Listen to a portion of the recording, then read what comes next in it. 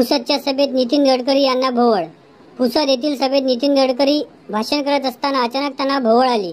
त्यामुळे गडकरी यांचा तोल जाणार होता. तेवढ्या स्टेजवरील लोकांनी आणि अंगरक्षकांनी नितीन गडकरी यांना सावरले. यवतमाळ जिल्ह्यातील पुसद येथील जाहीर सभेदरम्यान दिनांक 24 एप्रिल 2024 रोजी ही घटना घडली आहे.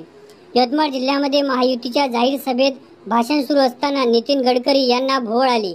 यावेळी उपस्थितांनी त्यांना सावरलं.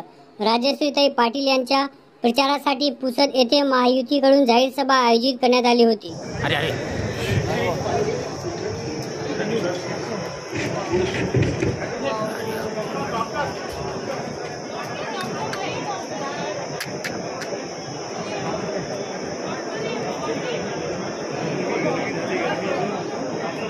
बाजूला सगळे गर्दी नका करू देता. इथं गर्दी नका करू म्हणा. अरे हवा लागू द्या. हवा